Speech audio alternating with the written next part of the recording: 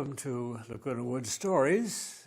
Every month we present an interesting person who lives here in the woods and hear something of her life story or his life story, as the case may be. Today it's a her, and this is Carla Vigos? Vigas. Vigas. Yes. Okay, I said it wrong, but Vigas. And Carla is a familiar person in a number of ways here in the village because she writes a column, a food column in the newspaper, and she's involved in a number of village activities. So we'll find out a little bit about her and her activities and some of the coming things that I think people might be interested in. So welcome to Laguna Woods Stories, and welcome, Carla. Thank you. Carla, where did you begin life's adventure? Oh, I was born in Erie, Pennsylvania, and moved to California, Orange County, Santa Ana, when there were still orange groves. I can remember those days. Yeah, 1954. Wow. So lived here. What brought you out here at that point? Oh, my father decided that he wanted to move to California. They were tired of the snow. He owned a small grocery store, and we lived above it. As you know, back east, they kind of do that kind of stuff. Right. And it was an Italian family. I'm 100% Italian. Really? And both of his sisters moved to California, although Northern California, but he liked Southern California. So he drove cross country and found us a home, and the family came next. Did he open a grocery store here? Or? He worked for a grocery store. I see. He was a meat cutter or butcher, as they say back in those days. And it was Red's Ranch Market. It's no longer there. What's it called? It was Red's Ranch Market. And it was on Harbor Boulevard, way back. Okay. And my mother worked there too. He was the one you'd want to get to know if you were a meat eater. We always ate really good meat. Yeah, for sure. I'm sure he got it wholesale.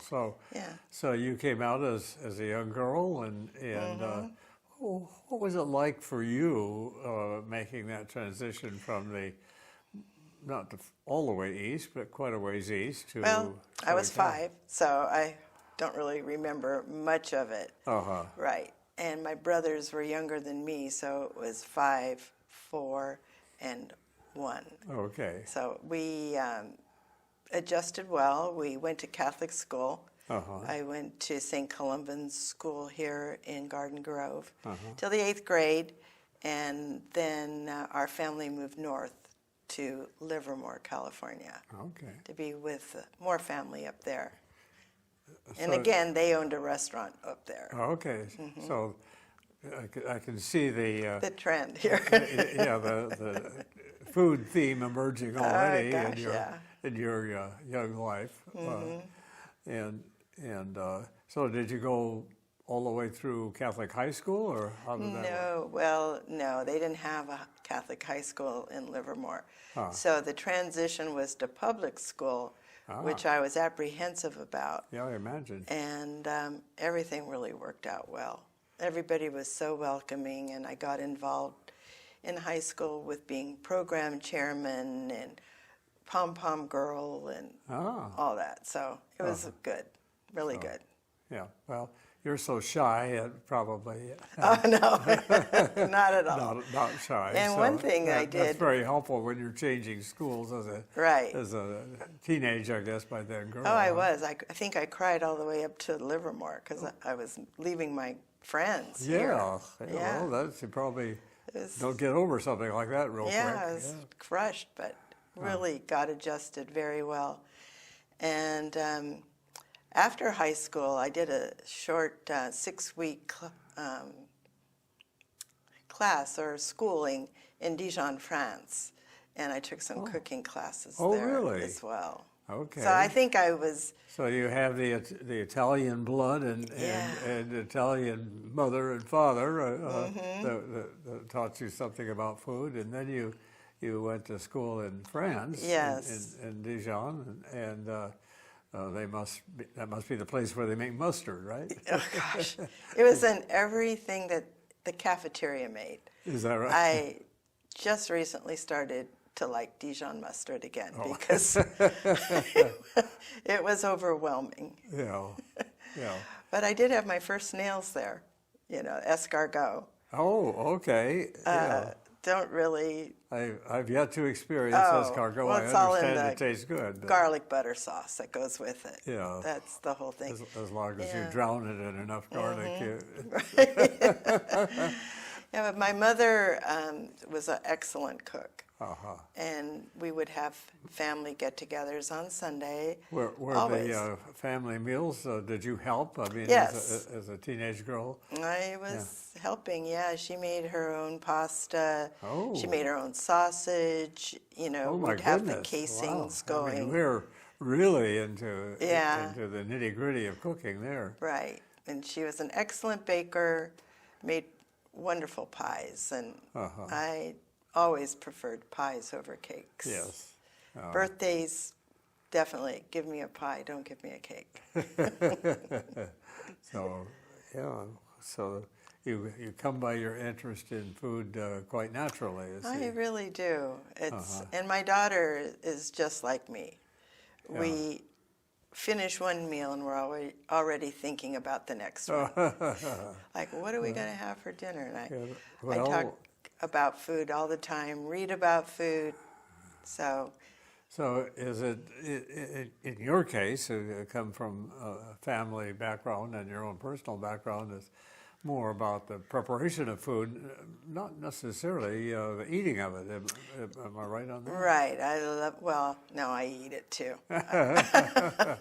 Well, of course. I think I eat every 2 hours something because it's just what I like to do. I like to try different things.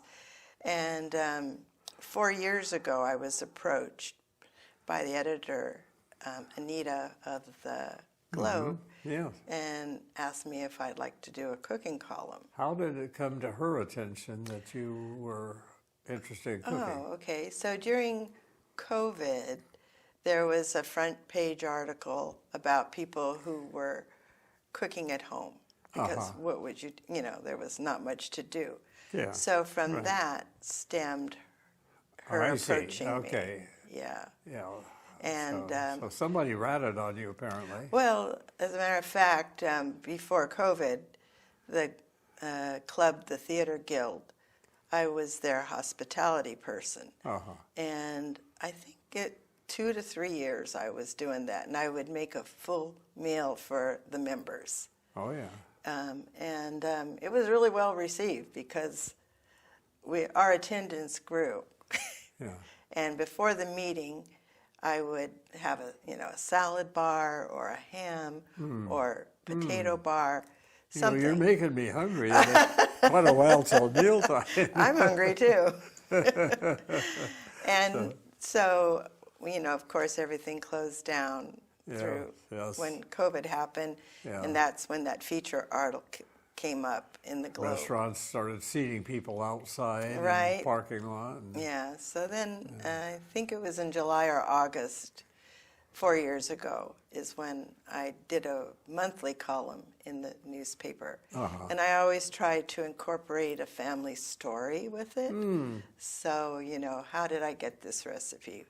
It was Aunt Rose, or it was my brother's, and I would tell a story about it. So it was interesting reading, even if you had no intention of making a recipe. I have so many people who say, "Oh, I cut out your recipes all the time, and they're all in this drawer." And I said, "Do you make them?" "Well, no, but someday I might." Yeah, that's the way I am with a lot of recipes. But, oh, wow. Well, we skipped over. I think we. Oh my gosh, we fast forwarded quite a ways there. We did. So we were moving back. You were in high school in Livermore. And so where did you go from there? From there, I got married and to John Fletcher, the father of my children. And he was after I graduated, I worked for Lucky Stores.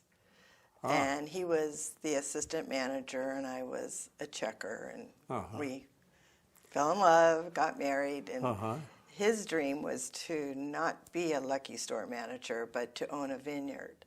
So vineyard. Yes. Okay, well, that's another story. Whole other thing, yeah. So he went in partners with his father and bought 170 acres of land in Modesto, California. Wow, that's a big purchase. Right, and Modesto is the home of Gala Winery, so we had a contract with Gala Winery for their grapes. So your family's farm would raise the grapes, which would become one of the several sources, I'm sure, of grapes for Right, there was Gala. a red variety, Ruby Cabernet. Yeah. So that would be in a blend of some sort. So you did that for a while? Yeah, 16 years 16 there. years right you there. were. Yeah. So did you get into the whole wine culture during that time? No, not so much. Huh. They were sold. We didn't have to stomp the grapes or anything. Right. They don't do that anymore, don't they? No. Maybe a few places. And they would have mechanical harvesters come Pick them, harvest the grapes. My It's not the goodness, ones carrying them, cutting them. They shake the heck out of the vine and they fall off. Oh, is that right? Into a conveyor. They just yeah, shake that them was off, something. Yeah. Wow. Huh. Does that wreck the vines? No. No? Well, I guess it wrecks not. some of the stakes. It'd break a stake, but those vines were over 3-4 years old when they got shook. Oh, yeah. Yeah. So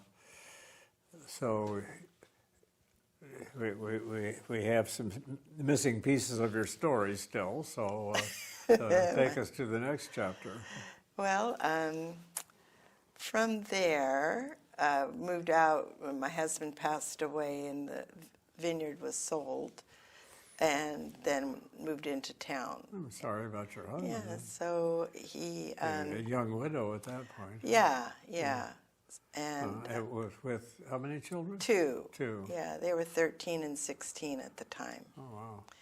But, my kids are the greatest. They are very independent.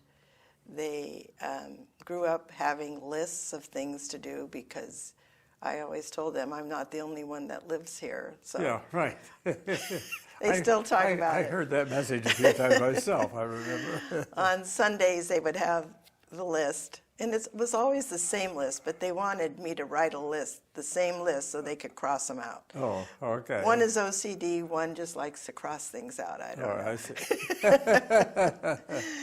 And we survived. It was good. Good times. They're both. My daughter and I were into dance. Actually, that's another thing opens another here. thing. Yeah. Yeah. Now, what kind of dance? Ballet, tap, and jazz. Oh, really? Okay. So not ballroom or. No. I started dancing to lose weight after my son was born. So I started at 26 or 25 or 26. And I danced for 20 years in Modesto. And I became the ballet mistress of the Modesto dance company, ballet company. Really? And I performed, and I taught tap dancing to seniors, which that's kind of funny because here we are. Yeah. You still tap dance? Oh, yeah. I can, but I don't. Oh, well. My I guess daughter. there's a lot of things I could do, but don't. Right. So my daughter danced since she was 7, and now she's been teaching dance for, she's 53. Really? So all that time. I'm not good at math, trust me. So 40 years, she's involved in dance, and my granddaughter, her daughter, is in dance, And then my son got... So two continuing themes in your family, food and dance. Yeah, that's true. My son is a performer in the Orange County area. He used to perform at the Elizabeth Howard's dinner. I used to go to Elizabeth Howard. Well, you probably saw him. Yeah, the curtain call. He was there for 14 years. Wow, that was a fun it was. dinner dance, very modestly priced, really, and very nice performances, and good food. And good food. It was a Greek chef, by the way, that did really? that. Okay. I'm still very good friends with the owner, the director of that that still company. ongoing? No. I've heard about it for a while. No, but he starred in Joseph in Greece and Oklahoma, so you may have caught him somewhere along the line. Huh. And they're both very into the arts. I still love to dance. So we left you still in the Central Valley, Modesto, and we got to get you somehow down to Southern California, or what happened next? Yeah, first there was, I met a man from Utah while I was in Modesto. And he and I got married in 1997. I moved to Utah. And by then, both children were independent. And Utah was for 20 years. Wow. 20 years. And I worked there. I belonged to some sorority club that we had. And I had friends, and we'd have dinner parties. And I sold pies over there. You know, pies that you made, I guess? Pies that I made, yeah. Okay. And so another pretty radical change in your life from the Central Valley of California to the extremely Mormon area there. Right. Very conservative. A lot of Californians lived on my street, though. Oh, okay. Next door neighbor, across the way. Right, I see. So you had kind of a little community. You had a little bit there. It was nice living in Utah, but I really missed California. And my Aunt Rose and my Uncle Louis lived here in the Laguna Woods. Oh, in Laguna Woods. Yeah, they lived right on Mariposa, and I'd come visit them and really liked the community. My uncle passed before my aunt, and she had dementia, so we had to hire somebody to come take care of her. She never had children.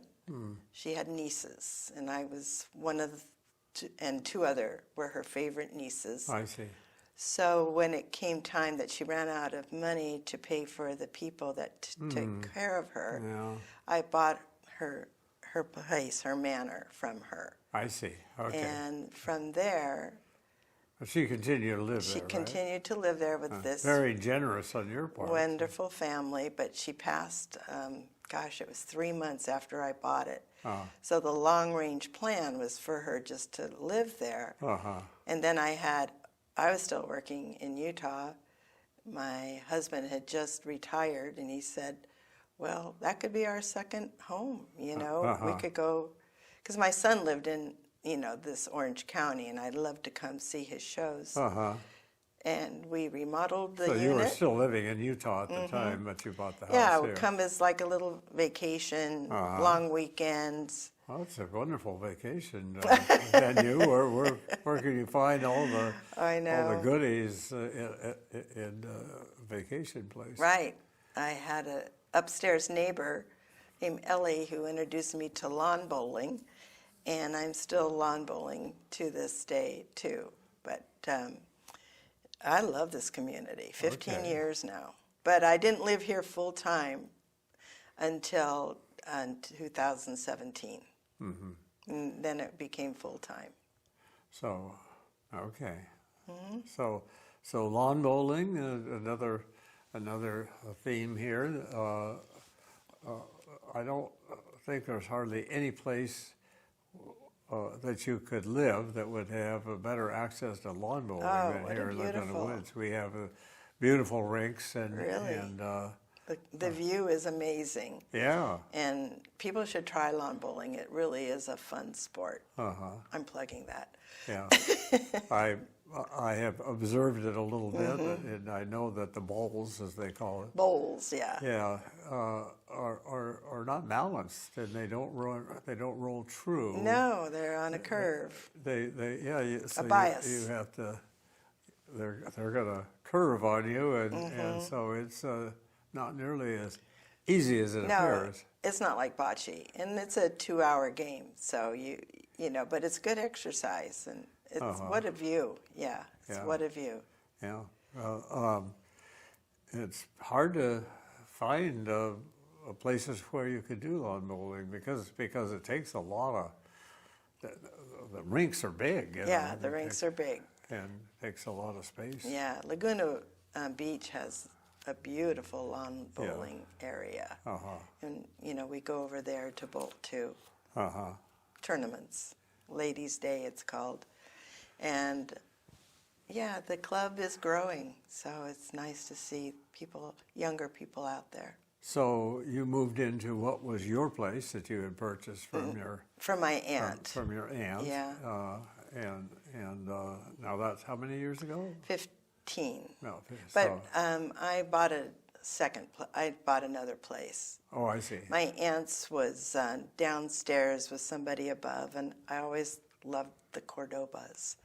And I found the one I'm living in now, and it was bigger and better because my husband, his illness was getting worse, and we needed, you know, wheelchairs and all that stuff. And the Casablanca model is just a little small. Casa Linda, not Casablanca. And so anyway, I have a nice big kitchen. Yeah. That was a prerequisite. Now you're retired, I guess. Yeah, I retired when I was 62. But have you retired from cooking? No. So I've been doing events. I just recently offered to help my church, which is Unity Church, and we had a fundraiser for our church. That was the last thing I did. Okay. And it was in February. Did you bake pies or? No, I make lasagna.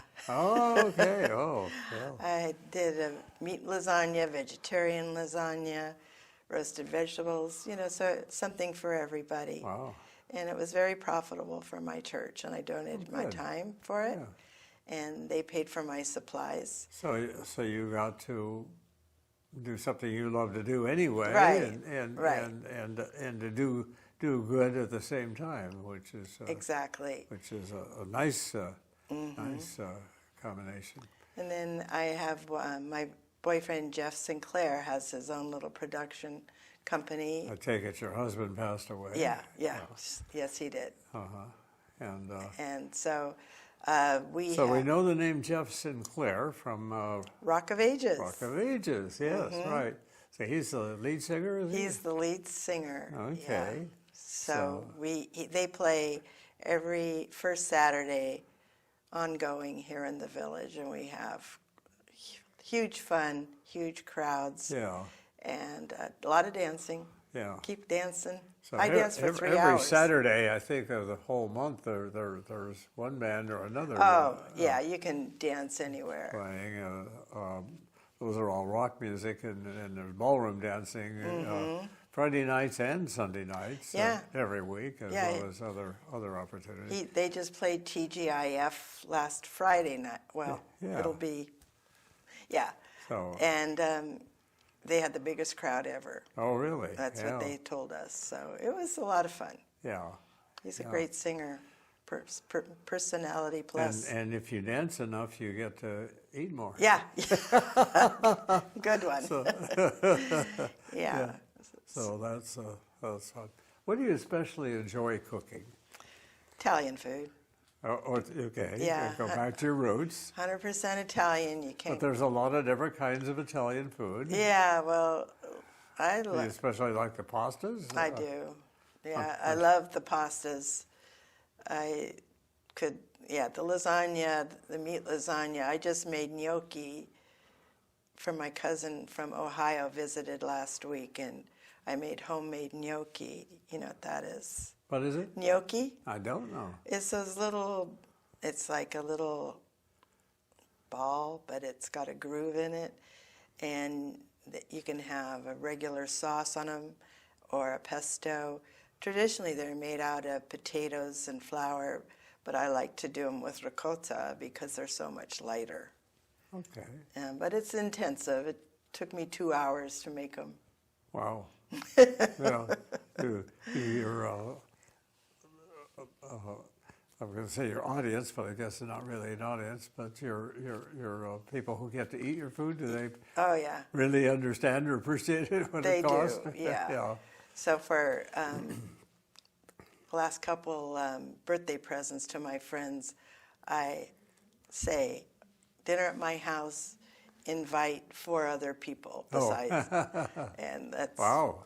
been like a nice little dinner party. Wow, I guess so. Yeah, Yeah. yeah. And I guess you'd have salad and maybe wine and Yeah, all the courses. accoutrement. Courses, baby. Yeah, wow. And dessert. Then we Yeah. play cards or games. yeah. Yeah, we like Yeah. that too. So, you were married, your first husband, father of your children, was a Greek man. Did you? No, that's he Oh, was. the Greek was later. Yeah, Okay. he was Dutch. Oh, I see. Okay, Yeah. well, then, The Greek. I don't have the any Dutch are children. not particularly No, I don't know well any known Dutch for food, food, I guess, actually. but, No. But the Greeks are. Yeah, the Greeks are. I cook Greek food. I love to read cookbooks. I don't read any books. People Oh. say, "Do you want to be in a book club?" And I'm going, "No." Only a cookbook club, Cookbook. right? I love to find out how something has been made, and so forth and so on. Yeah. I do love that. Well, you have some events coming up, and we're just about out of time. Oh, So tell okay. us about what's happening. Yes, so June 30th, July 1st, Jeff's production company is going to do a play called Over the River, and I'm going to cater the food. It'll be a 2-day event, Wow. and the last 3 events we've So had. is it something that one person will go to both days or No. or either day? Either Yeah, day. Gotcha. And the last 2 events we've sold out 3 weeks ahead of time. Oh, yeah. So So they're very popular. Get your tickets early. Yeah, we have a mailing list now because people who couldn't get in last time, I told them I would let them know ahead of time Uh-huh. for the next one. So you expect to sell out almost instantly, I guess. Well, I'll be cooking for about 240 people. Wow. 120 and then 120. Wow. And Okay. it'll be something new. I don't even know what I'm doing yet. Do you do that on a kind of ordinary kitchen stove or I prep everything at home. uh-huh. And, sometimes I can freeze things, but I have a wonderful group of friends who like to help me. So assuming you're not sold out by the time people see this will be running in April, so hopefully Yeah, it should we still be probably don't available. even have flyers out yet. Oh, okay. So Yeah. they should Look for watch 'em. watch for flyers. Mm-hmm. Okay, and well, it sounds wonderful. I'm going to see if I'm lucky enough to get in on this. Carla, pronounce your last name for me again. Vigas. Vigas. Yeah. Okay. And My maiden name was Camerata, though. So okay. Carla Camerata Vigas. Vigas. Okay. And it's been delightful getting acquainted That went with by you a little fast. bit. I've heard good things about you and seen your column a number of times. So look for her in the pages of the newspaper. And what, monthly? It's the last Thursday of the month. Okay. Yeah. And look for their coming events. Thank you. Thank you again, Carla. Appreciate it.